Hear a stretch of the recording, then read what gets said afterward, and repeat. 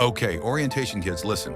At DePaul University in Chicago, the creep is not a ghost story, it is a map that lies.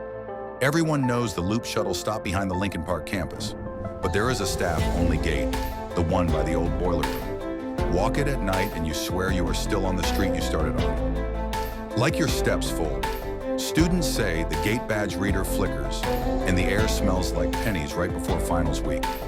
My friend swore a brass memorial plaque is sealed under a floor hatch. Maintenance claims it never existed. Still, the janitors keep the hatch padlocked, even during renovations. One student tried anyway. They made it back to their dorm, but their watch read next week. They never reported it, they just transferred and stopped talking about the boiler room.